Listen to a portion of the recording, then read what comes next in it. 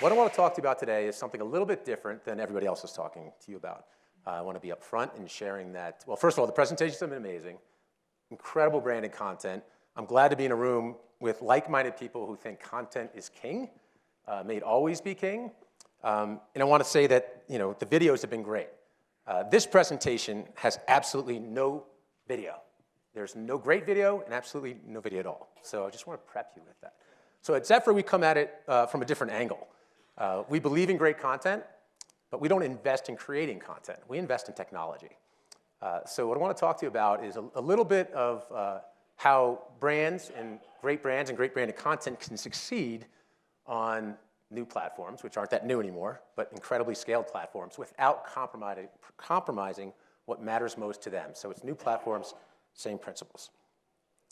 So first, just a little story. It's brand storytelling, so I'm going to tell you a quick story about a brand. And this is a brand that was disrupted. So really briefly, this brand, very television-focused brand in the 90s, challenger brand, rose to some prominence, became a market leader. Then disruption hit, new platforms hit, Facebook, YouTube, you name it. 2005, everything grew, and this brand had to figure out what to do next.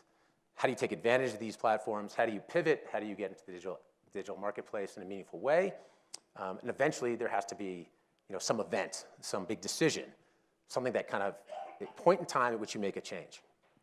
So I could be talking about any of the major media companies. Some of you I know my history because some of my old colleagues are here, some friendly faces, great to see you. I spent 20 years at one company, over 20 years at one company at Fox. When I left, I was the head of sales for the Fox Networks group. And naturally, Fox or NBC or Disney, any of these companies are fighting their way through disruption, and they're doing it through creating great content. So which one of those companies could I be talking about? Actually, I'm not talking about any of them. I'm actually talking about myself. So I had to make a pivot when I left Fox about 15 months ago, and I tried to decide where to go next. What could I do next? I love the media business and wanted to stay in the media business. Thankfully, someone took me in, and I'm now at Zefr. But I wanted to join a company that I thought was really progressive, that was a growing company, and that was taking advantage of the incredible scale of these new platforms. So let's talk about what's changed other than changes for me. Enough about me, right? Have we had enough about me? Let's talk about what's changed in the media marketplace really over the last 10 years or so. Audience have migrated to new platforms, right? There's fragmentation, there's social media, started with the smartphone, the tablet, and how consumers are consuming media has just changed drastically over the last 15 years. Facebook and YouTube, everyone is well versed on the size of these platforms, the power of these platforms. You don't need me to talk about that very much. But they're very different, right? It's Facebook, and I think, I don't know, what someone talked, the AT&T presentation was compelling, talking about doing good, right? And I thought what Facebook came out and talked about in the last week about wanting to make sure Facebook is a platform for good, essentially, was really compelling. But it's a social network. YouTube is something different. Yes, it's social, but it's a big video platform, the biggest video platform, frankly.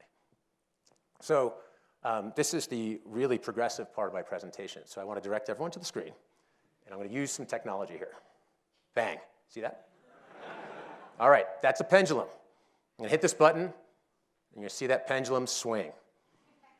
So with the emergence of these big, massive new platforms, the pendulum swung from the focus on content to a focus on audience, because that was the way you could capitalize on these new platforms.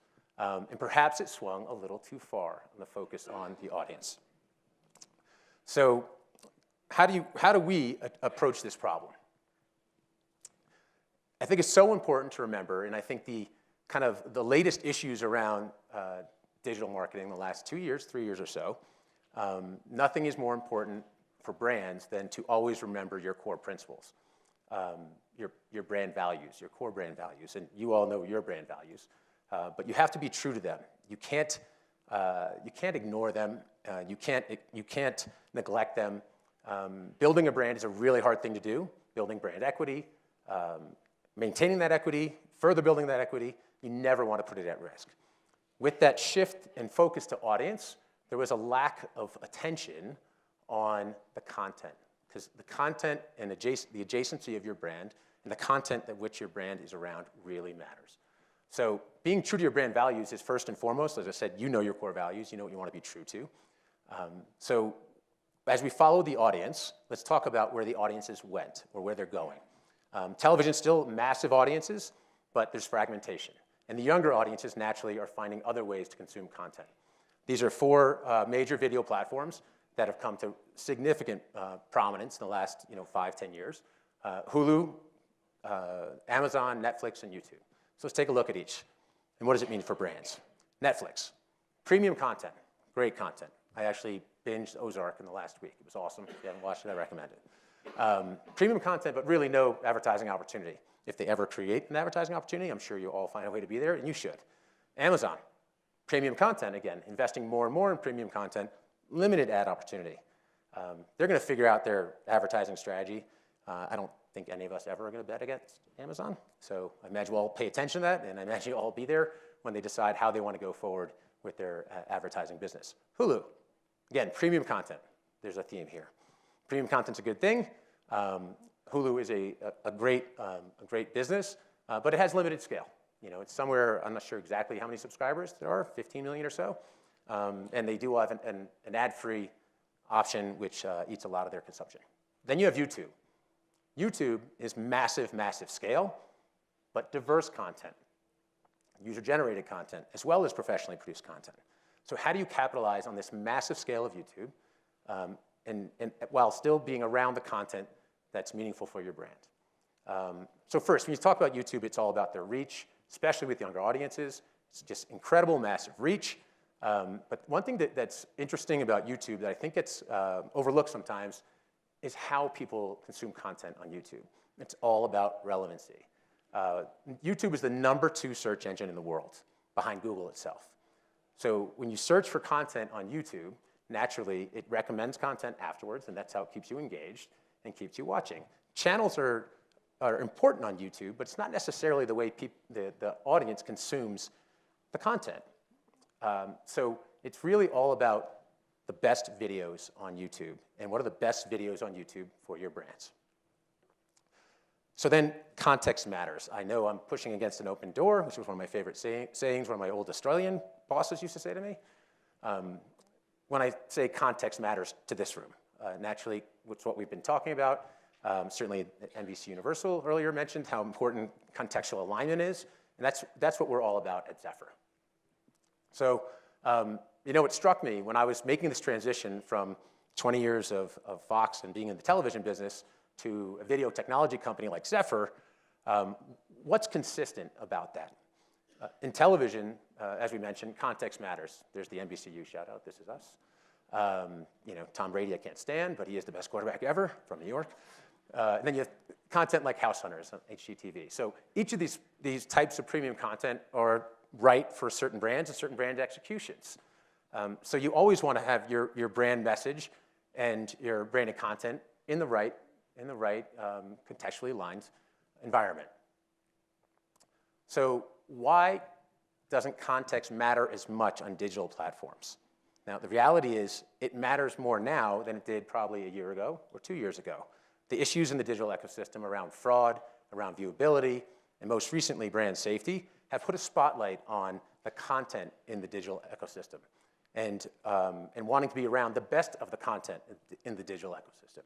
So this survey came out recently from Ad Age, where now 94% of marketers say that viewing, contextually targeting in digital video is extremely important or very valuable. Further, Hearts and Science just released, or was quoted in an article right before the holidays, where they said you have to be really careful not only about being around the right content, but also not being around the wrong content. Because there's a negative impact for a brand if you're around misaligned content. So where does that leave us? It always comes down to the results, right? So if you can marry the audience that you want to reach in the right contextual environment, then your results are stronger. So at Zefr, that's exactly what we do. We partnered with IPG Media Labs on a study, and we saw a significant lift. We actually had statistics up here, and we thought, well, this crowd doesn't care about statistics. Then every other slide had statistics until now. But significant, of course, we misread that one. Purchase intent went up. Recommendation intent went way up. Overall favorability went up. That one I remember. I think it was 40% in our study with the IPG Media Labs. So how does Zefr do it? Why are we different? Why is it meaningful to hopefully all of you? It's because the way we do it is a very highly selective, video-level whitelist approach to YouTube. We built our technology on the back of our rights management business that we've had for about 7 or 8 years now. It was born out of the lawsuit between YouTube and Viacom, where we find, claim, and monetize the IP for major movie studios, major television studios, and also music labels. So from that, we realized we had this incredible technology with this incredible access to the platform, greater access than any other third party, by virtue of our relationships with the studios. So with that access, we built this incredible technology. Now, when it was explained to me, and I love saying this because I don't understand a word of it, it's human-supervised machine learning with natural language processing. Right? We all got that? We can repeat that. The bottom line is we've got really brilliant, like 100 brilliant engineers and data scientists that have figured out how to run our technology really effectively. And we select at the video level. Channels are largely irrelevant to us at Zefr. We look at individual videos, and we put them through a stress test. And with that stress test, we determine exactly which videos we think are the most compelling for brands. We essentially have built YouTube from the bottom up, taking a very select and curated approach to pick only the videos that would be meaningful for a brand to affiliate with. So how do we do that then? We package it into all kinds of contextually aligned packages, 90 packages, 400 sub-packages, and 15,000 content segments where we work with our partners to choose the exact type of video packages for the exact type of message they want to present to this massively, massively scaled audience on YouTube. So here's my fancy closing slide. I know you guys really appreciated it the last time, so I'm gonna hit that right there. So this is exactly what Zefr does, and this is what technology now allows on the most powerful video platform in the world, which is the marriage of the right content and audience, and when that pendulum swings back right to the middle where it belongs, that's where Zefr lives.